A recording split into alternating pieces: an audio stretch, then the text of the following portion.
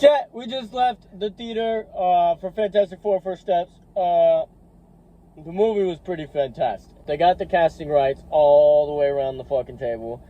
Pedro Pascal, Max Shatman said it best.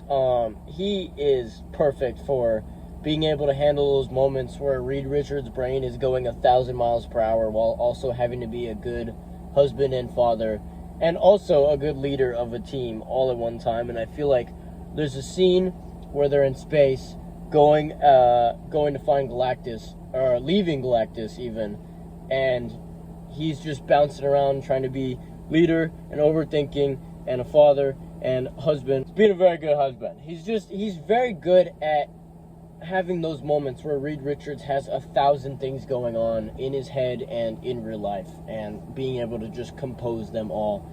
Ben was done perfectly. Such a small town folk, but he's like the perfect uncle of the group. And Johnny was a lot less of a hothead as I thought he would be, but it was for better cause, because his character arc and what they had him doing for the entirety of the movie with his connection with Silver Surfer. His heroism really shined in this movie. Yes, it did. It was incredible. He was very good. And every scene he had with Ben where they're just bickering or acting like siblings or it's clobbering time. Dude. It was fantastic. But I do have to say, I think the most perfect casted was Vanessa Kirby as the mother of Franklin and the wife to Reed Richards, Sue Storm. Her getting pregnant during the movie, the movie's premiere, the world premiere for the movie, is crazy. She showed up as a future mother to these events, where in this movie she played a mother to a superpowered being who the superpowered being may have to be sacrificed to save an entire world. And the speech she gives outside the tower, it brought tears to my eyes, and it brought tears the way they started clapping when everybody embraced Franklin. It was a beautiful movie, to say the least. I don't think there was a single bad character. I do see why they chose a different version of Silver Surfer, just to change it up, just so they can change it down the line, because she fit the story of this version of Galactus and Silver Surfer. And if we are to get a different Silver Surfer down the line, her storyline lines up with that pretty well. And Galactus, he was just scary. He was just a scary presence. He didn't need to do anything but sit in a chair. You're introduced to him when he's devouring a planet, and he's just a scary, scary threat all throughout. And I'm so glad I got the popcorn bucket for his big shiny head. He looked fantastic in this movie. I'm so glad he wasn't a cloud. That shit, I can't believe they ever signed off on that. This version of Galactus was 1,000 times very better. Comic accurate.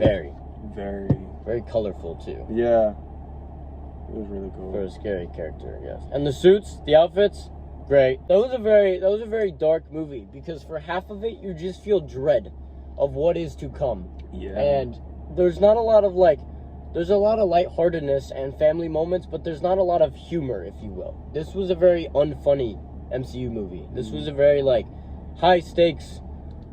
This shit could go bad. It was very the way that Marvel used to be, how there was little moments of humor, but it wasn't the movie wasn't centered around it. It was very much like that. Yes, it was very much a serious movie. And they had the family dynamic was done perfectly too. They had their little pairings of Reed and Sue, and then Johnny and Ben, but they also had quite a few scenes with Johnny and Reed. And some of the scenes I like the most is them bickering at the beginning when Johnny's talking about, we need new suits, or Sue's talking about, I need you to build a crib, I want you to build the crib, and he's too busy, he's just so busy with what's going on, but he finds those moments and the time to do it. And that little scene where they had where he's like, I take back everything bad I was saying about you. I liked that. That was wholesome. It was nice. I liked it a lot. the inclusion of Franklin was just perfect. Like, it brought the whole family aspect of the movie even closer together. Where they were missing the mark on the first 3 Fantastic Four movies that we got and the one that we didn't get is there was no baby.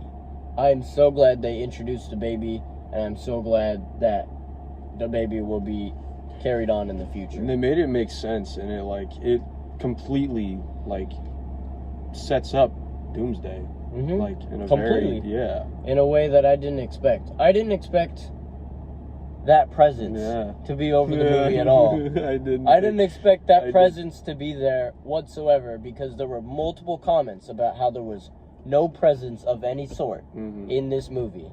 But that presence was felt on multiple occasions. They let you they did things. They were like I'm very excited for Doomsday. I'm finally I can confirm that I am positive I'm excited with the direction that Marvel is going. And I am hooked in, and I am fully immersed in the world, and I'm ready. Give me more. They finally figured it out.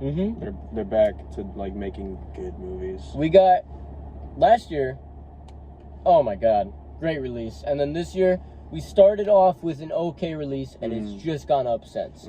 I cannot tell you right now if I like Thunderbolts or Fantastic Four more, but I can tell you right now the fact that I have to think about it is a good thing. Yeah. It is a very good thing. Those are both very good They movies. both came out very good. They're both very good. Marvel's on top, baby. Marvel and DC back on top. Comic books for the win. I'm so excited, dude. Yeah! Go watch Fantastic Four. Now!